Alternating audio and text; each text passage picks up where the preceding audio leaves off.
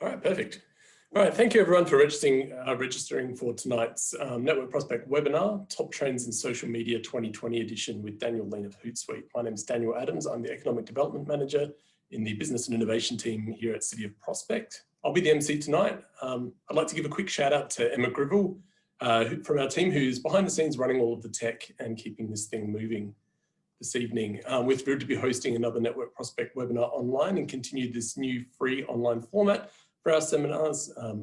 With COVID-19 risks still looming interstate and an effort to plan ahead, we're happy to keep offering these webinars until circumstances become a little bit more clear and possibly beyond that. So with that in mind, I'd like to remind everyone that many of Prospect's local businesses are open. They've adapted to the new circumstances, and we'd love to encourage you to shop and support locally where you can. We can all do our bit to try and help keep the economy turning and keep jobs safe in the state. We'll be releasing more information about future webinars through Network Prospect's business newsletter and through our social media channels. So please check out networkprospect.com.au or any of our social media channels just by searching Network Prospect in your favorite social media account. If you're posting during tonight's event, please use hashtag Network Prospect or @Network Prospect, and we'll be reposting your stories and photos to our channels, LinkedIn, Facebook, and Instagram. For tonight, for our next Network Prospect webinar, we'll be exploring TikTok. It's a platform that's in the news a little bit at the moment. We're going to talk to a local business to find out about how they've managed to build quite a large audience for themselves and how that's been a benefit for their business. Now I'm just going to briefly jump into the attendees list for a moment and see how many of you are watching. At the moment, it looks like there's 18 or so of you in there, which is great. This is probably a really good time for you to all jump into the chat in there, introduce yourselves, have it and talk amongst yourselves. I'd love to encourage you to use the chat feature tonight while this is going, but also to use the Q&A section. So if you have any questions for Daniel, please put them in the Q&A, chat amongst yourselves in the chat, questions in the Q&A, and at the end of this, Daniel and I will circle back to them and try and cover off your questions the best we can. So with that, I'd love to introduce Daniel. Daniel kickstarted his career with Hootsuite in Vancouver, then migrated back home to Adelaide in 2018 to head up Hootsuite's APAC customer success team. He helps businesses champion the power of human connection with the use of Hootsuite social media management software. He works with Fortune 1000 brands and enterprise businesses to help their marketing, customer care, sales, and technology teams integrate social into their broader customer experience, leveraging Hootsuite social media, AI, and automation capabilities to drive overall business value. Hootsuite are a social media marketing and management dashboard. The platform allows users to curate content, schedule posts, manage team members, and measure the overall return on investment from the social media activity. So with that, I'd love to thank Daniel Lean from Hootsuite. Great. Thanks, Daniel. Thanks for that introduction, and really appreciate the invite tonight from yourself, Emma, and the Network Prospect team. Really excited to be talking tonight on a topic that I'm pretty passionate about, and I've been lucky enough to sort of live this world for the last nearly 4 years at Hootsuite. So really keen to dive into these social media trends, and yeah, let's get into it. I'm gonna just quickly share my screen now and jump into our presentation. Just bear with me one sec. Just want to make sure that we have everything covered. Awesome. All right. So I'm just starting to share my screen now. If anybody has any trouble seeing that, do shout out and let me know. However, I'll make it full screen as well to make it a little bit easier on everyone. All right, it looks like we are up and running. So yeah, thanks for that, Daniel. And as I said, big thanks to yourself, Emma, and the team at Network Prospect. Really keen to go through and tackle these trends tonight and discuss what's happening in the latest world of social media. So as a bit of an introduction, as Daniel mentioned, I manage the customer success team across the APAC region at Hootsuite. So Hootsuite is the world's most widely used social media management software tool. We work with lots of different customers, down from sort of your individual user and small business all the way up to large enterprise customers. And that's where sort of my role is I work with a team of customer success managers, working with our largest customers to ensure that they're getting value from social and able to provide information back to their businesses on how social is helping drive value. So I'm coming up to nearly 4 years at Hootsuite, and as Daniel mentioned, I started off my career when I lived in Vancouver. I've been Adelaide born and bred for my whole life. However, I did spend a year over in Vancouver on that sort of working holiday, and was able to get a great job at Hootsuite, and then was able to transfer back to Adelaide, where I work with the team based out of Sydney. So as you can see on here, I've got my Twitter account there, so @dlean05 if you want to give me a follow for some bad jokes, lots of sport and social media content pushed out through there.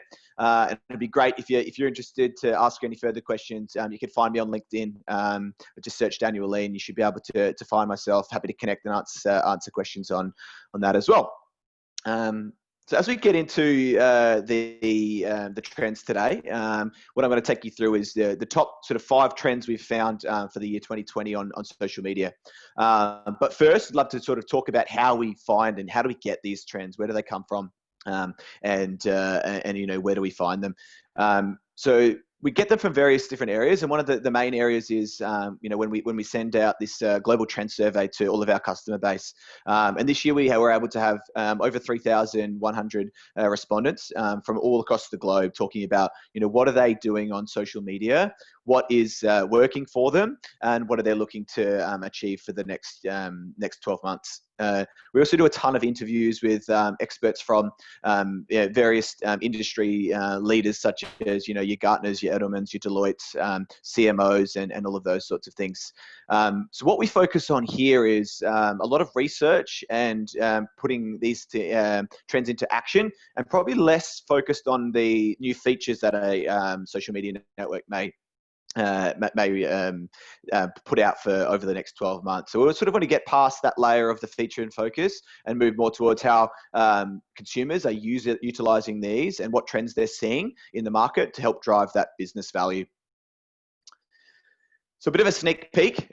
These are the top 5 trends for social media in 2020. And you don't need to go through them now. What I'll do is I'm going to take a bit of a deep dive into each one of these 5 moving forward, provide some insights into why it's a trend and what you can do to be able to action it, as well as giving you those takeaways to be able to look to increase your social media activity in whatever business or organization you may be involved in.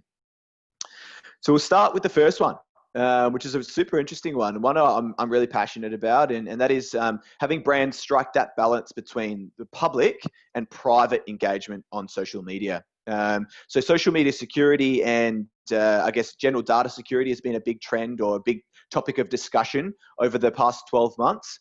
And this has seen consumers sort of tend to more focus around discussions online in that private engagement. So whether that is Facebook groups, your messengers, your one-to-one, your WeChats, direct messaging, and so on and so forth.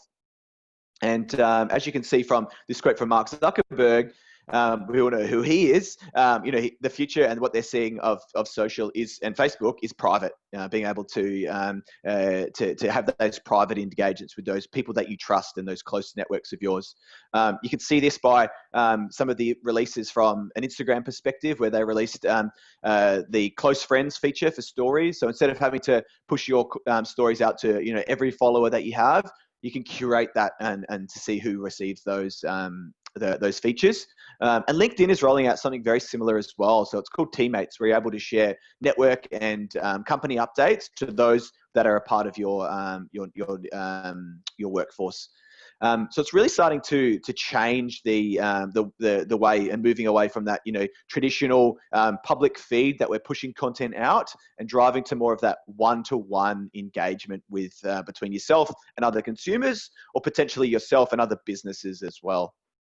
And this is really changing the game. It is moving the game for social media marketers. And over half of the respondents to our social media trends survey from a consumer perspective said that, this shift to private messaging and private interactions is making them rethink what their social media strategy is. And it's showcasing how important these private channels are for consumers to connect to their audiences. So if I jump to the next phase, like we've discussed, the importance of the private space, sorry. But the public space is still there as a tool to be able to drive people into those one-to-one conversations. So in another report that we have done with We Are Social, the Digital in 2019 report, we have these released every year. So we've actually got a new release coming out shortly for the end of 2020. But as you can see here, 52% of brand discovery happens online in the public social feeds. So what we're seeing is that public social media is just as important from a brand awareness and an audience engagement perspective. So what you're able to do using your public feeds is being able to push out content to get past your loyal followers and try to find new audiences or new brand loyalists to jump in, and then be able to use the more private space in that one-to-one connection to build a greater connection with those customers. So again, if you're thinking about social media as that sales funnel, you can sort of think about the public space as bringing that brand awareness, that top line awareness of what is your company doing. What is it about? What products or services does it offer? And you can utilize that to bring people in, beginning engaging with them, and then hopefully move them to those private one-to-one channels where you're able to get probably a bit of a better connection with that person, and you can interact with them slightly differently and look to push more of your business inside of things. The other area that the public social media feeds are really important for is sort of looking for content discovery and also social listening for understanding your audiences. So it's a great way of being able to test and see what works. What does the public like? So pushing out different types of content on different kinds of topics based on your industry, you're able to use the metrics available to see what is resonating with the public and what is helping push them into those private spaces as well. So the major trend that we're seeing in this is like the successful brands are striking that balance between driving awareness and engagement on the public feeds, and then delivering these meaningful one-to-one, meaningful moments in the private channels, taking people from where they've just seen your content, started engaging, following your brand, seeing what your content and what your services are about, and then having that one-to-one engagement to potentially push them down for a conversion as well. So thinking about both sides of this when you're talking about setting up a social media strategy is going to be super important for the next 12 months. One of these trends in action, so what we also have for most of these various areas is an example of this trend. So Citadel, in this example, is they're a hedge fund based out of the United States, I believe. They really wanted to raise awareness of their career progression and increase the entry-level applications that they get to their program. So what they did is they knew that they were targeting these sort of 16, 17, 18, 19, 20-year-olds who were just coming into school, potentially going into college, and then looking for their first jobs. So what they did was they created a campaign or a tournament called the Data Open. And they used their public feeds to push out a lot of information, target that specific demographic with all the information about the tournament and the campaign and all of the details, and then start pulling these people into public spaces as well. Into private spaces. So they created a private Facebook group based on the audience that they were looking to target, and they'll able to get people to opt into this, form teams within that, and have discussions about joining this tournament. And really drive a lot of communication and collaboration between their target audience in that private space, in that more one-to-one discussion. And they also built a Facebook Messenger chatbot where students who wanted to apply were able to go through and engage with the chatbot, which had a series of very complex mathematical questions and problems. And if they were able to sort of solve these and provide solutions, what that did was that they were able to use that information to help drive where their resumes got seen and sort of who helped, how it helped them get the jobs as well. So from a result perspective, what Citadel did see was they saw the applications for their entry-level positions increase by 74%, which is amazing and a massive boost. The other thing that they saw was a 200% increase in click-through rates during this program and this more tailored campaign to what they did the previous year on their just previous paid campaigns as well. And then their Facebook chatbot also was able to garner over 5,500 valuable conversations with people who are interested in working with Citadel. So they were able to start filling their pipeline up for potential candidates. So this is a great example of utilizing, that public space to grow that awareness and then pull and move people down the pipeline into that public area where they're able to have more meaningful one-to-one discussions with them. So a couple of things that you can do to look at this public and private space in 2020 and how you can apply this to your own business or organization is firstly being able to create that seamless journey between the public and then the private space as we discussed. So building that into your strategy. And there's a couple of ways of doing that, what you're able to do. So one of the easiest ways if you are doing social media advertising is Facebook have released this click to messenger style of ad. So you can push your message out and target to the specific audience that you would like on the public feeds. And then as very simply, the call to action is for them to be able to click the button and start having this one-to-one private conversation with you and the business. What the advertising does is allow you to, bring those people in with the advertising and the targeting that Facebook does. And then you can have that fantastic ongoing conversation with this customer or with this potential client or business partner through that, which is awesome. The second thing you could look at doing is automating the easy stuff. So chatbots have come a long, long way. And there's some really easy ways to be able to automate some of this stuff.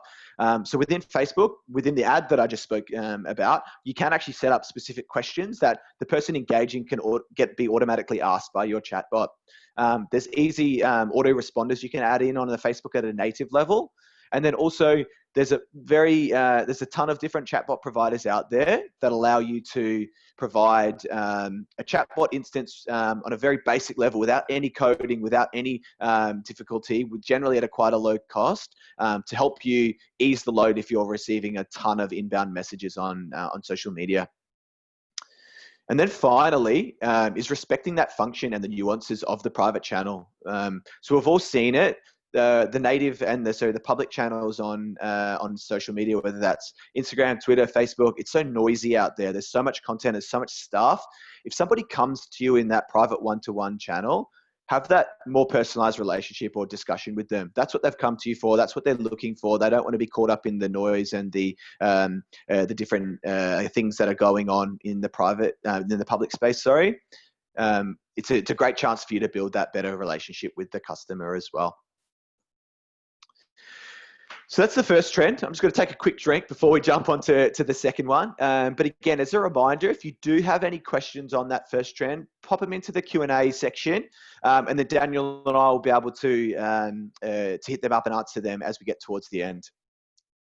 So in our second trend, we're really diving in and seeing a lot of employers taking the center stage in this very divided world. So as you can see here within Edelman's 2019 Trust Barometer, 75% of employers, where people look to their employees as the most trusted institution that they deal with. That is well above governments, well above media, well above public officials, et cetera, et cetera. So what they're seeing is that trust in the organization that they're working with. And with that comes the ability to, sort of have some substance when you're utilizing these employees for potential employee advocacy programs on social as well. So if employees are trusting the institution that they're working with, it's a great, you can see them as your number one advocates and be able to utilize themselves and their networks to potentially tap into any potential markets that you're missing, whether that's from a HR and recruitment standpoint, for working with similar people, or even a business expansion standpoint.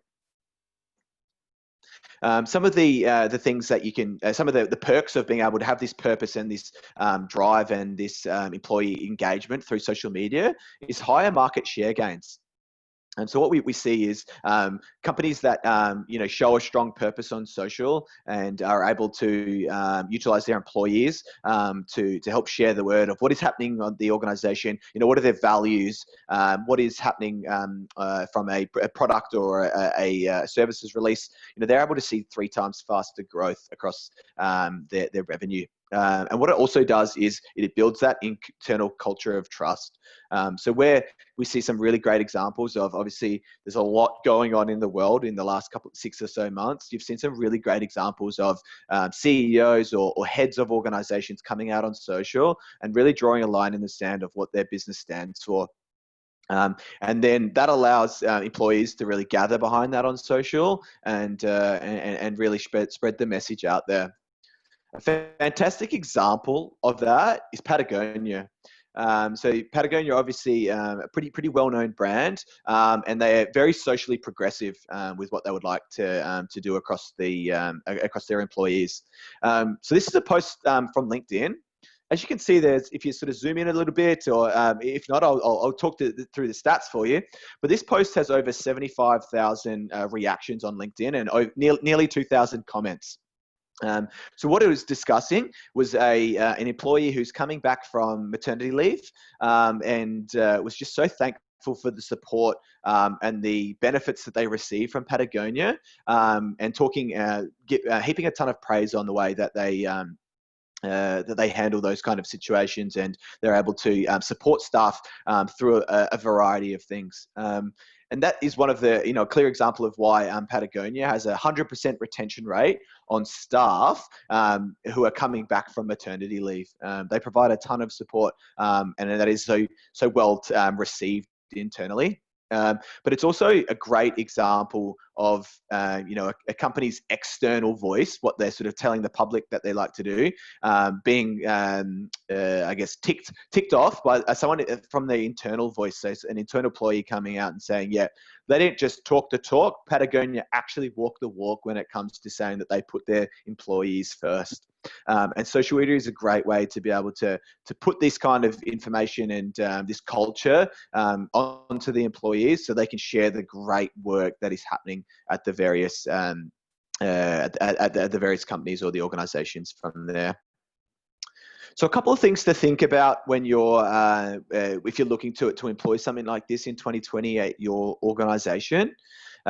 Is to do it before you talk about it. So as you may have seen, a lot of companies seem to jump on social justice trends or community trends on social, but are unable to back it up with their actions. So be able to be prepared to, if you're going to do this, have this stance from an organization perspective that you're going out and you're going to create action before actually going and talking about it. The second is leading from the top. So according to Edelman, 71% of employees believe that it is critically important for the CEO to speak up in the most challenging times.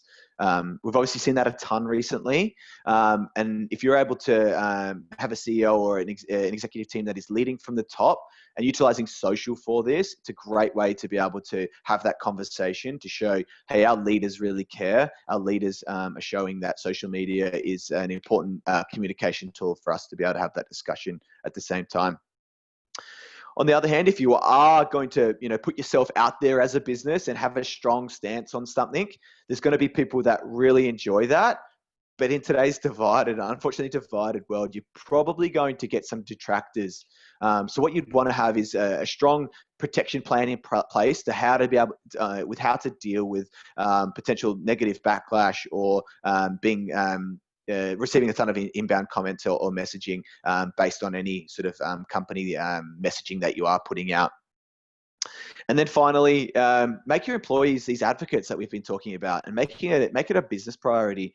Employee advocacy is fantastic when it works, as we've spoken about, but it does need to be driven by the internal teams to be able to showcase the priority to the business and the results that it can achieve in terms of employee engagement, employee retention, and then also the ability to showcase your values to your potential customers.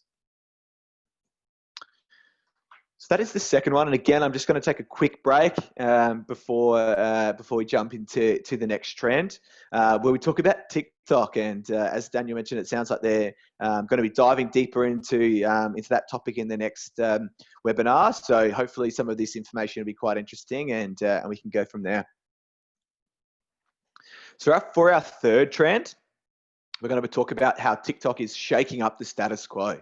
And what is the status quo? The status quo on social media for years before this was the three big players: Facebook, Instagram, and Twitter. And then from a professional perspective, then there's the LinkedIn option as well.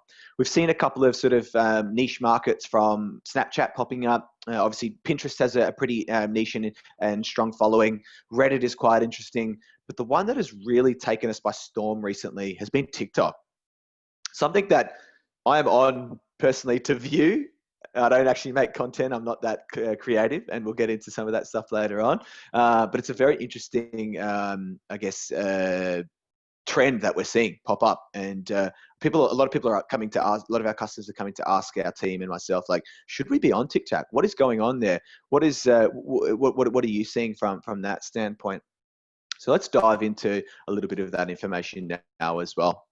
So for those that may not know or may have heard of TikTok but isn't quite sure what it is, TikTok is a sort of a short form video application where consumers are able to create, they do a lot of creative videos, lip syncing, dance challenges. They do a lot of meme style videos, engaging with other people across the globe in their age group, and they use this very sophisticated platform, one of the better tech stacks that I've ever seen with inside a social media engagement, a social media platform, where it's very intuitive, easy to use, easy to share, and very addictive as well from there. So that's a little bit about the TikTok, what it is and what it does. And what we've seen is, that the rise to the top. So at the moment, they have 800 million monthly active users. 800 million is a massive amount, and especially if you sort of think about where they were 12 months ago. A small niche startup. And now you can see that it was the #1 most installed application in Q1 2020. So it is really, really hitting their audience, and the popularity is really driving up. What is happening with the world at the moment, geopolitically and all those various areas with TikTok aside, it's going to be interesting to see how that plays out, and that may affect some of the numbers and how it is perceived. But all in all, it still hasn't hit the heights of where obviously your Facebooks and your Instagrams are yet, but it is massively on the way up as well. But some of the things to think about within this is, out of this ton of 800 million monthly active users, like, who are they? What are they doing? Do they fit what your market is? And that's some of the questions that we'll dive into a little bit later on as we jump into it. So one of the things that we've been asked is, like, will this hype last? So we saw Snapchat really drive up in interest a while before dropping off. As I said, there's other platforms that have started to look into it, but it might be something that we're starting to see some slowing growth at TikTok as well. So for the first time, their quarterly downloads had decreased. So we may see some of the growth slow, and that may be because of what's going on geopolitically. But at the same time, the other thing to sort of think about is who their audiences are. So 69% of that 800 million are people aged between 16 and 24. So a very small demographic of people who are on this tool. And when we get asked that question is, should we be on TikTok? The question really shouldn't be, should we be on TikTok? It is, who is your audience? And that, wherever they are, that's where you should be looking to get. So if your audience from your organization is in that 16 to 24 age group, then yeah, fantastic. Let's have a look in to see if this is going to work for you from a content perspective.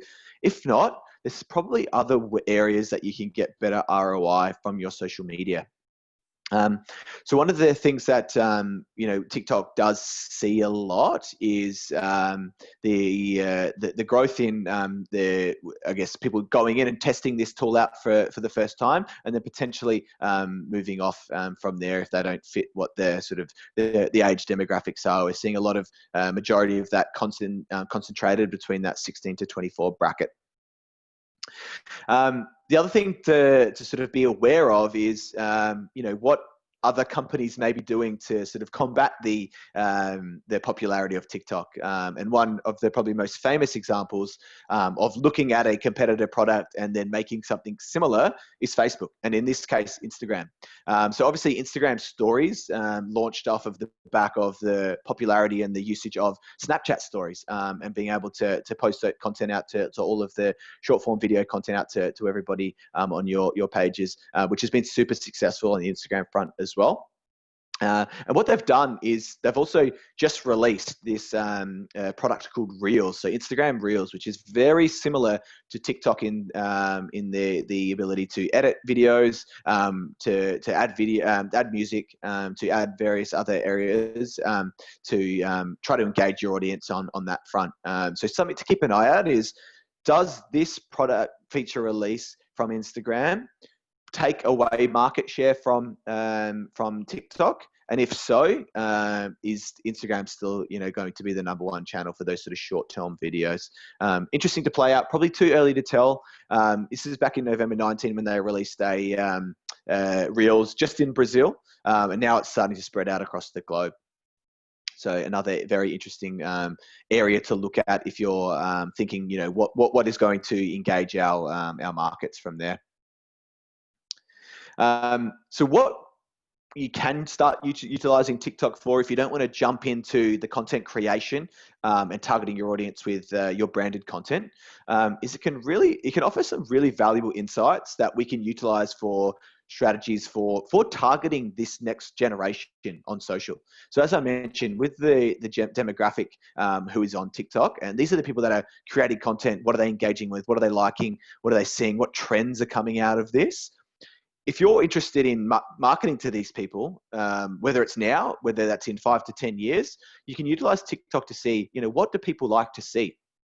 And as I've mentioned, TikTok is a space for creativity. It is a space for being active. It is a space for having a lot of fun with yourself and being able to, sometimes take the mickey out of either yourself or other people on there, which is, very different to what we see on other social media networks. So on the left here, what I've got here is, this is a finely curated Instagram feed. And if you think about Instagram, it's all about filters. It's all about the way that we look. It's all about how the grid looks and adds up together. It's about painting this picture. And if you take that into contrast of, what is happening on the right-hand side in TikTok, that is nearly the complete opposite. People are happy to morph their faces into something different. They're happy to put voices on. They're happy to do these amazing dance choreography dances to various songs and have a bit of fun that way. So it gives us a little bit of an insight into that Gen Z, that 16 to 24 group. What do they like? What do they like engaging with? So TikTok's a great place to go in and understand what the audience is really looking at, and something that you could potentially take and attach to other areas of your social media strategy. So the trend in action here is awesome. I love this story. It is really interesting to be able to see, and it is a great example of a company who looks in and goes, who's our target audience? How does this fit with potential social media networks? What is our challenge? Like, what are we trying to achieve here? And then coming up with an awesome campaign to be able to help drive the results on their side. So this is a targeted campaign. Nike knew that young women in Italy were facing a lot of challenges and stereotypes that prevented them from participating in sports. So this is that group that we're talking about, that 16 to 24 female group within Nike. So what they did is they looked at TikTok. They were able to understand, what was happening in Italy in this region for the people that age. And what they did see was a ton of those women using TikTok to challenge each other and have these awesome videos of dance routines. Putting a lot of physical ability into them and being very active, utilizing that TikTok trend. So what they did is, and what Nike thought, and this is a quote, is we realized we'd been looking at sport through Nike's lens and not what it meant to our audience. So sport or activity to the end users or their audience was, being active, having fun, doing dances, all of that sort of stuff, not traditionally playing soccer or playing basketball, and so on and so forth. So what Nike did was they paired with, I think it was 3 popular TikTokers in Milan. TikTokers is still a great name that I'm getting used to, but they paired with 3 of the most popular in that age group in Milan. They paired those people with elite athletes in various sports and soccer and basketball and boxing. And then what they did was they created all this awesome content, mixing those sort of dance videos and the fun aspect of TikTok with those various sports as well. And then those people started challenging other young women to create their own videos and their own sporting challenges on social media, on TikTok specifically. So the results are amazing. So the campaign earned over 100 million views and generated more than 46,000 user-generated content video responses from people in that age graphic that they knew was a challenge of being able to engage in sporting activity. So that's a great sort of causal link. However, more impressively, they were able to attach some ROI to this. They saw that the campaign drove a rise in Nike Plus memberships in the region, specifically in females, to be able to be more active, utilizing a Nike product, and hopefully getting people into Nike stores, et cetera, et cetera. So it's just one of those awesome stories. And I know Nike's a big company, but small aspects of that we can definitely take from our everyday business and add into what we're trying to do on social as well. So a couple of things that you can do in terms of TikTok for this year is keep an eye on it for now anyways. So you may be on it already, and if you're seeing awesome results, that's fantastic. I'm on there, and as I said, I'm a passive consumer of TikTok, and I see some brands doing some really awesome things. And again, think about, if you are going to be on it, think about your audience, think about who's on there. Does that align to your brand voice and what you want to push out? And if so, go for it. That's fantastic. The second one is being able to use these new video formats to build community. And this isn't just for TikTok. You could be for the new Instagram Reels. It could just be general video. And again, as I said, utilizing some of those platforms to be able to find better ways of engaging with that audience. It is about utilizing different video formats and things like that to help build that community. That's one thing you can definitely take from and see what they're providing us.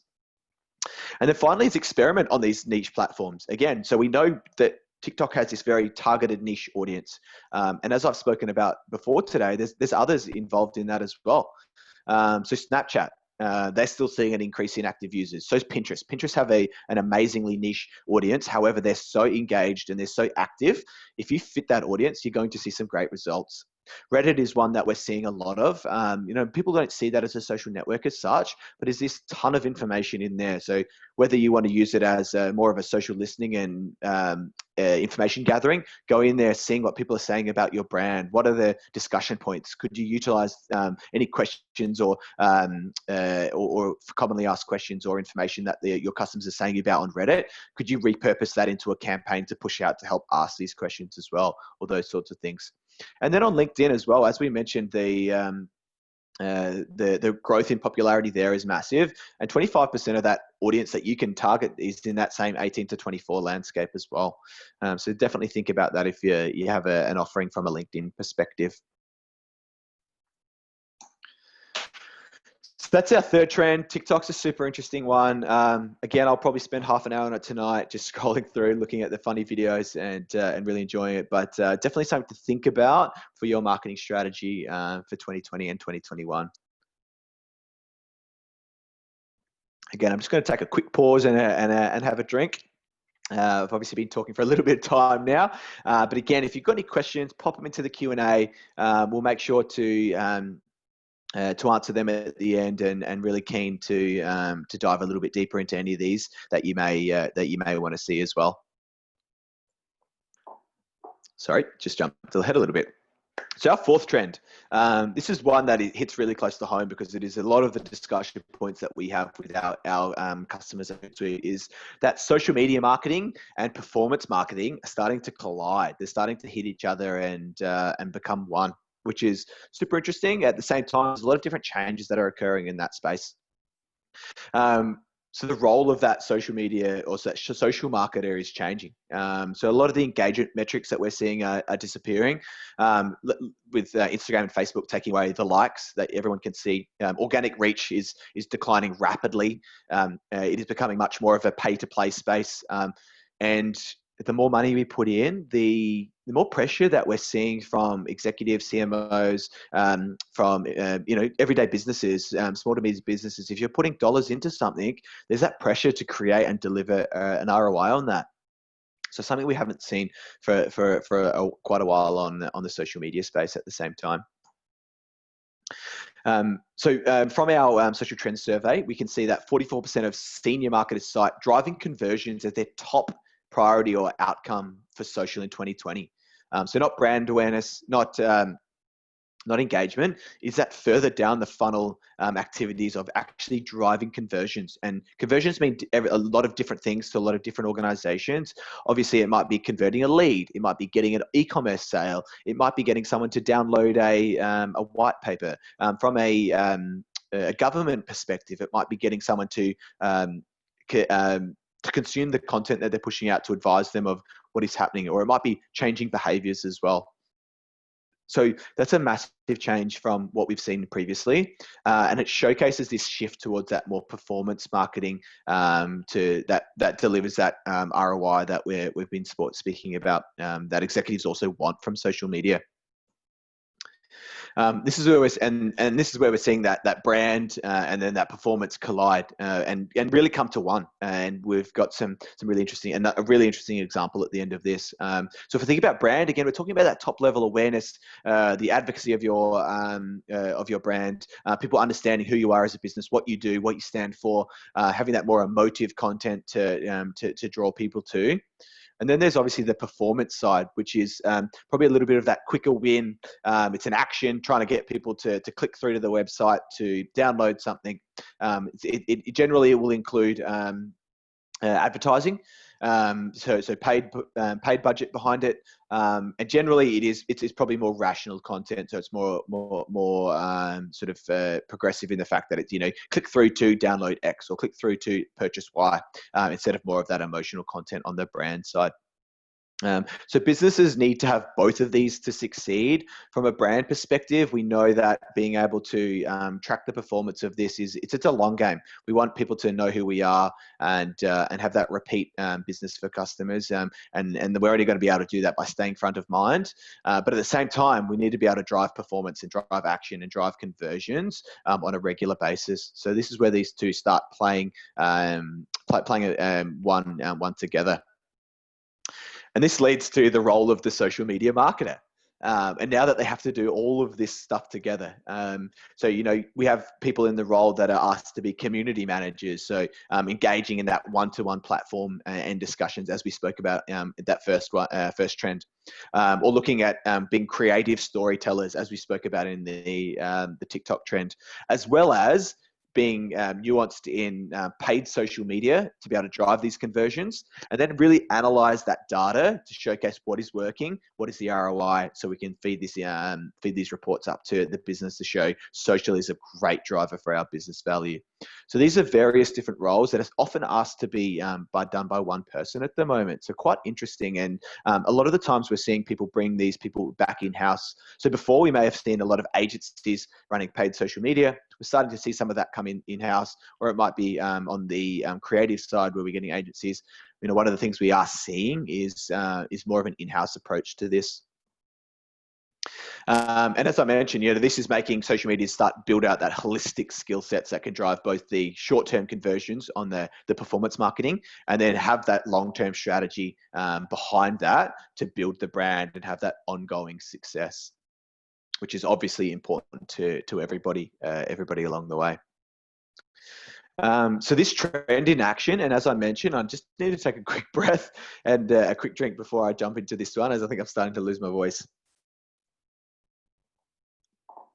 But this trend in action is with Michael Graham. So Michael Graham is a group of real estate franchisees in the United Kingdom. And they wanted to better be able to have, their brand messaging out there on social media, and form that following and that understanding in their core markets, but at the same time be able to drive conversions, click-throughs, awareness, and people driving to properties or coming to them to sell their properties as well, and on their website.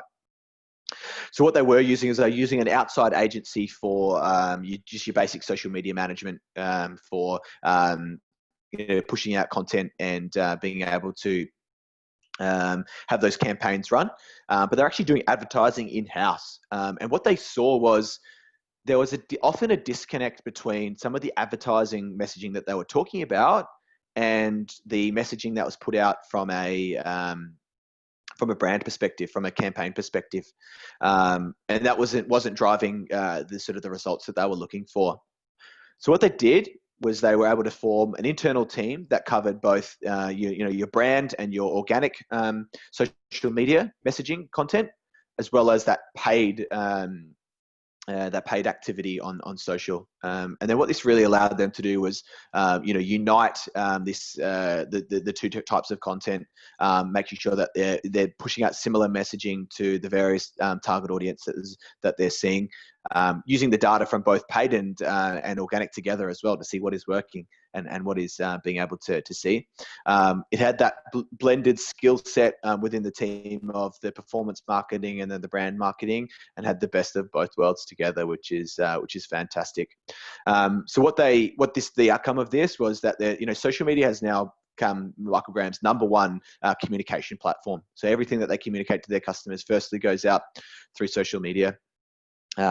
Most of the budget that they used to spend on print ads or advertising in magazines, etc., has now been shifted towards social media and other digital activities because they're able to see a much better ROI based on that. And that is, having that collaboration between, the teams internally has been one sort of really massive win for them as well. So a really great trend to see in action as well. So a couple of things that you can do in this space for 2020 is look at when you are thinking about your campaigns or any social advertising campaigns, is thinking about that at a full funnel perspective. So what are you doing in that brand awareness space to sort of get people aware of you and drive affinity and engagement? So what are you doing in that space, as well as that lower funnel activity from a conversion perspective? Making sure you cover those areas in one is going to help you drive better results in the long term, whilst getting brand loyalty, but also in the short term, which is we know is needed from that ROI space as well. The second is uniting social, which we've spoken about, but also search. So your Google searching and your ability from your website. So if you're sending, people from, you're using social to get people in, and then, people are jumping in to search for your product, but you haven't got great SEO, you haven't got a great strategy or a great website, that's just going to push people to your competitors after you've used social to bring them in. So being able to connect those two together and understand, how we can push people from social directly to our website, as well as have a strong SEO strategy from a search perspective. It's just going to be beneficial to have those two parties working together. And then finally, as we mentioned, the brand campaigns, give them a little bit of time to breathe, give it a little bit of time to perform. They're the ones that are going to last the longest for you. They're going to have that longer tail in terms of the effectiveness and the output, especially in comparison to your short-term performance marketing goals. That's why it's going to be important to be quite clear with what kind of campaign you're running and being able to say, this is a brand campaign versus your call to action campaigns as well. So I'm going to jump into the last one, which is again really interesting and one I can imagine people on the line are probably thinking about, as I dive into it, will probably start raising some eyebrows on, yes, that is something that we've definitely struggling with, and hopefully can provide some output on that as well. But again, just need to take a quick drink before I jump into it. So this is the final one. Unfortunately, I hope everyone has enjoyed it. And again, pop your questions into the Q&A box, and we'll hopefully be able to answer them afterwards. But let's jump into the last trend. So that is the social proof gap is closing. And what do we mean by that?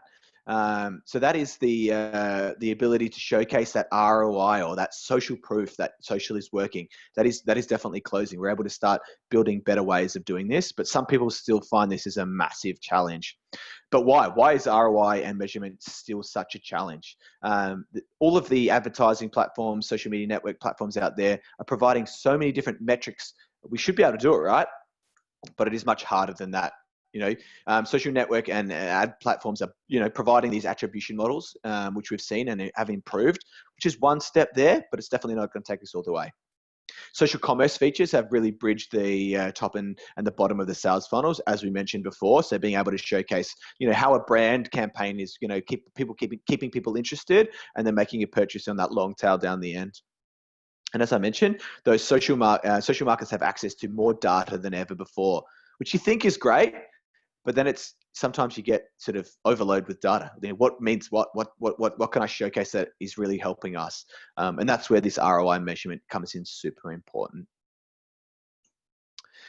And some people just don't know where to start. So 70% of people in our social trends survey of the social marketers, so they aren't using an attribution model yet. And then generally it is because they don't know where to start. So a couple of things that we want to discuss now is taking those first basic steps to providing the business value back to the organization of how social is helping them along the way.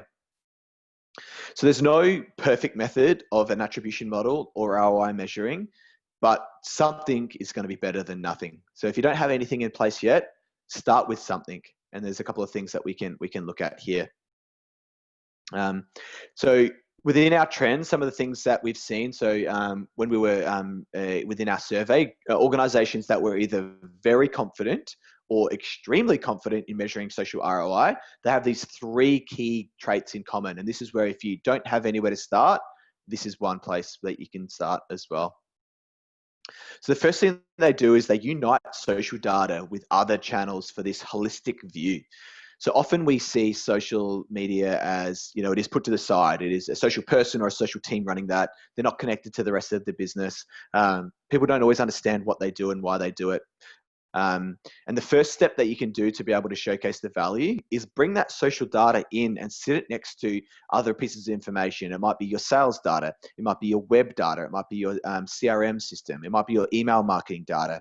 But by having social together with these others, it has a seat at the table, and you're able to start showcasing the value compared to other areas of the business as well. And once you start doing this, it allows you to start seeing which of these platforms is best providing you the ROI that you're after. Secondly, they focus on omni-channel integration. So as I spoke about in the previous trend, by aligning your sort of social ad strategy with your more long-term brand strategy, the other thing you can do is have that same focus but on an omni-channel level. And what I mean by that is, if you're pushing out an ad campaign through social media, why not create other marketing activities such as email marketing or PR campaigns, pushing out a very similar message? After all, if we're a consumer and you're seeing that same message in different formats, in different areas, you're more likely to be able to make that conversion or make that trend to your company. So it's about integrating social into your wider marketing campaigns, as opposed to, again, it being a separate channel or a separate area where the company is doing its own thing on there. And that helps you, again, with the first area of being able to bring all that data together, is showcase, how campaigns go holistically as well. And then finally, we don't need to reinvent the wheel. As we've seen before, attribution is hard, I understand that, But attribution for things like television or SEO or outdoor advertising is also hard. And if you've ever seen sort of some attribution models used for those areas, that's the same kind of, I guess, framework you can apply to social at the same time. So if you have that set up in your organization, don't be afraid to just take those templates and be able to utilize them on a social touch point as well. Because if we start in that area, we're able to sort of showcase the like for like if you're tossing up where our budget should go at the same time. And again, there's a ton of resources out there. I'd suggest to jump onto the Hootsuite blog. There's a ton of resources about measuring ROI on social and how to showcase what is driving business results that you hopefully will get a bit of information on as well. So the trend in action, Third Love. So Third Love is a women's underwear brand, and they made one simple change to their attribution modeling to be able to showcase the actual value social ads are driving. So what they were doing for quite a long time on their Facebook ads was that they historically tracked sales that only came from clicks directly on the ad. So I see the ad, I click it. If I buy something there, that attribution goes to social, which is fantastic. That was showcasing some ROI, but they felt that the sales that they were receiving from these advertisers wasn't actually aligning to what was coming through the store. So they dived deeper, and then what they were able to view is they also were able to track conversions based on who viewed that content at the same time. So I might be scrolling through, I see the ad, I might also, in conjunction, see an email marketing campaign, as I mentioned in that previous part that they might be pushing out. And then I might go to the website and make a purchase. And Facebook and the metrics are available on there. We're able to show, partial attribution or full attribution, depending on what your model is, to the social media advertisement that you pushed out.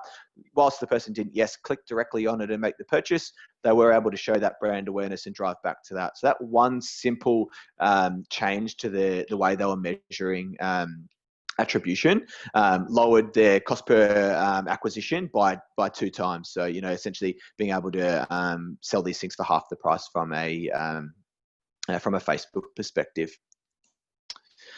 So a couple of things that you can do in this space in 2020 to really help out. And the first one is so important, and that is standardizing UTM codes or parameters on your links. So for those that don't know what a UTM code is, it is a bit of code that you can add to the end of a link when you're pushing it out through an advertisement. It might be through social media, it might be through anything where you're pushing a link out to your website.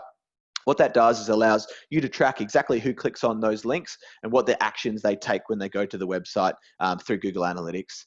So having standardized codes for the different campaigns that you push out really allows that attribution modeling and the ROI analysis to be easier understood. So if you're in social media or if you're in business and you haven't got this set up, if you have a web team or a digital team or an IT team, please reach out to them to start having this discussion about how you can utilize UTMs and Google Analytics better to work better on social as well. The other thing is don't get lost in full attribution either. There's a ton of metrics to be able to show how social is driving your business for the engagements to those one-to-one discussions in social that we're talking about previously as well. There's other methods of being able to showcase value. Attribution isn't the only thing, but definitely get started on it as well. And thirdly, invest in both skills as well as tools. So we know that there's so many different software and different platforms out there to help you showcase this ROI. But at the same time, it's going to take skills to be able to learn how to use them and understand them and read them. So the investment there is, from a professional development standpoint, is both in a skills, and a tools discussion point as well. So that's it. That's the 5 trends. So the first being able to having brands strike that balance between the public and then the private engagement and utilizing those strategies together. The second one, using your employees to take center stage in this divided world that we live in. The third, an interesting one with TikTok, how it's shaking up the status quo on social media. Fourth, social media marketing and performance marketing are starting to collide. And that leads to the 5th one, is that social proof gap closes with the ROI analysis and the different areas there. So thank you for listening in onto that. I hope you sort of were able to get a little bit out of it. I'll stop sharing my screen now and jump back to the webinar side of things. But yeah, appreciate all of that, and hope you're able to get a little bit of information out of that, and you can take that and start applying some of those activities to your businesses in a day-to-day standpoint. But yeah, happy to jump into some Q&A now as well. And if you've got any questions, pop them into the Q&A section, and we can jump through that now. That was great, Daniel. No, that was really good. And being that we are going to jump into TikTok in our next one, it was good to get some of the background on that, because it's going to be a bit more of a hands-on how a business has used it, to get some of the stats and the facts and figures is good. I'm not a TikTok user. My wife loves it. As a 35-year-old millennial, I'm too old for this now. So I'm probably not, but I'm not the key demographic. I'm only 30, and like I said, I'm a passive user of the content. Some of the stuff I find hilarious. I'm a big Carl Barron fan, and there's just a trend of people taking all of his stand-up comedy and sort of lip syncing to it, and it's hilarious. It's great, but definitely wouldn't be out there making content for myself yet. But it'd be awesome to see your next webinar and see how that goes, and see how that business is really taking to TikTok as well. Yeah, the impulse to dance on camera might be a thing for the, leave that one for the kids. Exactly. We've got a couple of questions here. It'd be great if everyone wanted to throw a few more in there, but I think this first one's probably good considering what we were just talking about. This was from Fiona. She said, by age group, generally speaking, what are the best social media channels? For example, what age group is Insta best for? What age group is Facebook best for? And we were talking about TikTok for the Zoomers. So maybe that's a good place to go. Awesome. Yeah, thanks for that, Fiona. Appreciate that question. That's a really interesting one, and changes between platform and demographic. So the first thing I would say is, as I mentioned on the TikTok part of it, is being able to know who your audience is. Like, if you know what the demographics are, that's going to help you pick a platform and have those discussions. Off the top of my head, I do not have those answers. However, as I mentioned in the post, we partner with We Are Social and Simon Kemp's organisation to create this digital in 2020 report. And honestly, it has the most in-depth information about social media usage in the world, but you can break it down by country. So you can get the stats on Australia to see exactly which of those demographics align to the different social networks. So I might actually send this through to send that report through to Network Prospect afterwards as well. And we can add that to the follow-up, because it's super valuable in terms of being able to find out this question, the answer to this question exactly is, where's my audience sitting and how can I tap into that? Because things change. That report is probably your best and most up-to-date one, which again, I can provide a link to afterwards.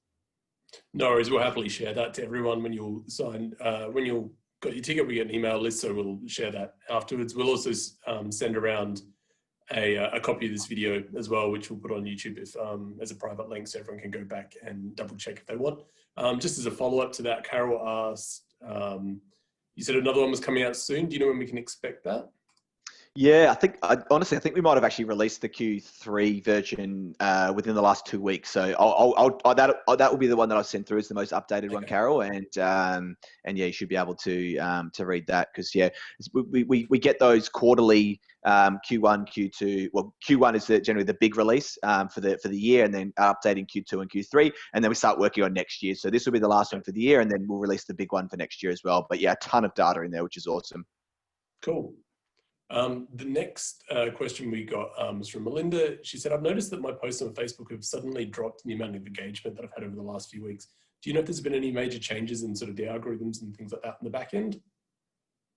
Yeah, interesting. So one of the things I've learned in my role is with Facebook, they're forever changing their algorithm. It always is changing, and we can never really pin it down to one thing. often, as I mentioned, organic reach itself has dropped down to less than 2% at the moment, and it is, becoming more of that pay to play space. So I would suggest probably if something has changed recently, I would jump into your analytics, jump in and see what is working. Has your type of content changed? And also have a quick look at other pages and do some research to see has other kinds of styles of content changed from your competitors in the same space, and then try to adapt from there. So whenever I'm sort of providing advice on looking at data and looking at types of content, is try to go that next layer deeper and understand, what kind of data that you're pushing out. Has that seasonally changed from potentially the same time last year? Are you doing any more paid activity at the same time? So look at it holistically, as opposed to, hey, this video didn't do as quite as well as we previously did. And have a look at a couple of other things there as well. Good tips. So the next one was Fiona again. She said, is there a particular length of video that's best for Facebook? What's the best length? Yeah, another interesting one. We seem to be getting shorter and shorter attention spans at the moment, or at least that's what the data is telling us. So at the moment, it's sort of the shorter as it is. So with if you're using video for Facebook ads, 15 seconds, and the first 3 to 5 seconds are vital within that. You need to be able to hold your audience. If people are on their phone scrolling, I call them thumb stopping moments. Is like, what's going to stop your thumb? So the first sort of 3 to 5 seconds really needs to hit. And that's, I guess, for organic videos as well. But for video ads on Facebook as well, it's short, it's sharp, it's shiny, something that can get your attention and then be able to have that click through. On the more organic front, you have scope for longer videos. They have Facebook Watch now, which allows you to add those sort of more longer form. I guess on Instagram, they've got Instagram TV as well, which allows for a little bit longer. But my suggestion is, generally the answer is shorter, but again, see what works with your audience. Like, you may have an audience that is very engaged on longer form, depending on what your content is, and really like larger, more educational style videos. But again, it's up to where your audience sits. But a general rule of thumb at the moment is sort of the shorter the better. Yeah, fair enough. That's a fairly good one. I noticed that in my own kind of behavior as well. I mean, this is one of the things with social media, is you can kind of look at what you do when you'd be like, what would someone have to do to get my attention? So I was thinking YouTube ads and things like that. When you see people are running these kind of like 30, 40-second ads, I'm like, good luck. Like, who's... Yeah. Yeah. Who has time to sit through that? Exactly. And like that, ask your audience is a great one. And like, not just through social, is like, you can ask the question in other formats as well. So, and there's also formats within social media that allow you to do it. So Instagram have this, like, within Instagram stories, it's like you can do the polls or the questions. It's like, what, and we see companies and customers utilize that for market research. Like, what would you guys like to see on our feed? And they put options and polls and quizzes, and like literally you're tapping into your audience on the same platform, asking them for advice on what content that they would like to see, and they're going to give you the answer, and then you can use that data moving forward, and hopefully that also aligns with the results. Yeah, that's a really good point. We've actually run out of questions there. You have done such a thorough job in your coverage that we actually, once you finished, we had a few people just were like, all right, that's enough. We've had a few questions come through. So look, we'll give everyone a couple more chances. Look, we're looking in the chat, looking in the Q&A. Anyone got anything else that's in there? I mean, I thought it was really comprehensive. And as we said, we'll send a copy around afterwards. Yeah, no dramas at all. But yeah, again, if you do have any questions, happy to obviously stay on and answer, whether it's on what we spoke about today or social media in general, or even Hootsuite if for users. Generally at the start, live format, I'll ask the question, who likes Hootsuite, who's used Hootsuite before as well. So pop in some comments if you've got any questions on Hootsuite at the same time. But yeah, happy to answer any other questions as well. Yeah, that was going to be the next one. I was like, so what does Hootsuite do to support businesses and professionals? Like, what are the services that you guys are offering? And how would that help someone else who's looking in this space? Yeah, it's a great question, and one of the best things I find about Hootsuite is we really help businesses of all sizes or organizations of all sizes. We have an offering that fits everyone, starting at a free option. So, from customers that don't have any budget or any time to be able to utilize the social media tool, we have a free option, all the way up to our enterprise customers as well. So everywhere in between.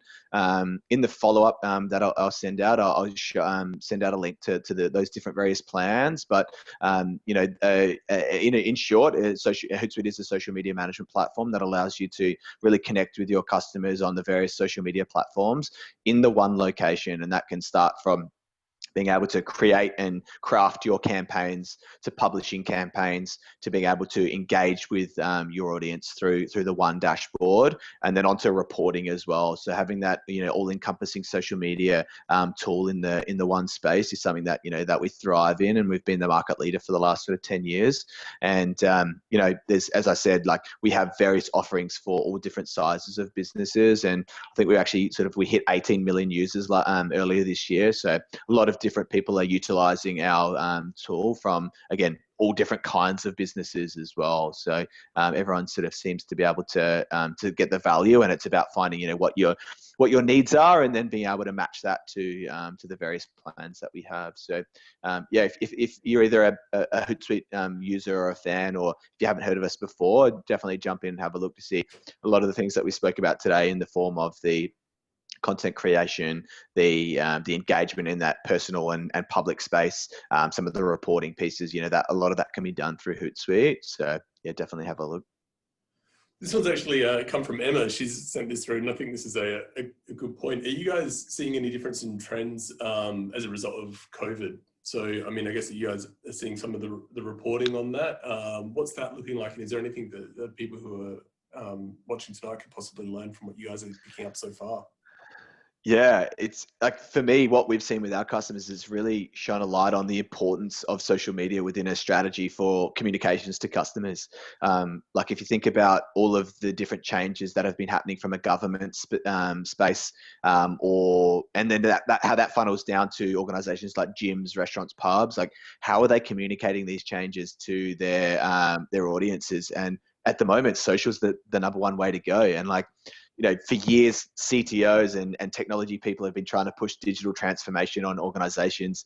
And in one pandemic, all this has changed. Everyone's on Zoom. We're on this webinar now. Everyone's utilizing different technology tools. Social's becoming, with a lot of our customers, that number one communication tool to customers to be able to get the word out. So, one change we've sort of seen is that light bulb moment for some organizations to shine that importance on, how social can help them. Like, if we're all at home and I want to go to the gym, how do I find out, is this gym open? How do I know if the restaurants are open? How do I know what updates from the government, from both a state, a federal, and a local level are happening as well? So, that's the kind of thing that we've been seeing, is that sort of heavily leaning into the ability to communicate with customers at scale, and then also along with those trends is like at scale in the public space, and then how that transitions and moves into that private one-to-one messaging as well. We see a ton of people, government customers, industry customers, being able to, have receive a lot of questions from customers to be able to ask, are you open? All those kind of things. What are the updates? All those changes. That's moving from the public space over to that private space, and they can have those more personalized conversations. But you also do need to have that infrastructure in place ready for that. We saw a lot of organizations, get a little bit of a shock when that all first happened, because they didn't realize that so many people would message them in, and what that infrastructure looks like. So it's been interesting. Obviously, it's been a change for the world. And one of the things that we hopefully we see the rise, like, through the numbers and the stats in the Hootsuite platform, like, we've never seen it used so much in its whole entire life. Then the 3 months between March, April, May was like the numbers were going through the roof. Everyone was jumping in, pushing messaging out, and then receiving a ton of incoming messages and responding to them as well. It's definitely been a bit of a change. I know, at least in our organization, we had a bunch of stuff that was going to be staged out over time.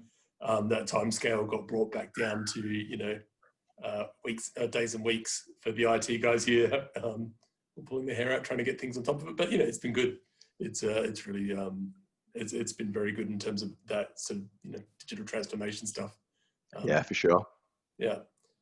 All right. Well, I think that's it, mate. I think you've, like I said, you've killed it. You've managed to get through everything. We've got no more questions, and you can probably go have a large glass of water for your throat after this one. Yeah, it's some more water. My throat was starting to get a little bit sore towards the end. I did sort of 2 run-throughs of that today, so it's the 3rd time Yeah. I've gone through it. But hopefully, I was able to be able to provide some information to everyone. Thanks to yourself and Emma and Network Prospect for having me, and everyone for dialing in. Like Wednesday night is obviously it's a little bit later on in the day, so I appreciate everyone dialing into it as well. It was great. Your questions were awesome, and as I mentioned, connect with me on LinkedIn, ask me a question on Twitter, whatever you sort of need. Happy to answer anything further and connect with you from there. So that's Daniel Lean on LinkedIn, myself, Daniel Adams on LinkedIn. If you've got any questions, Emma Grivell also on LinkedIn. If you have anything, send it through. But otherwise, we'll say thank you and good night. Thanks, Thanks, mate. guys. See you later.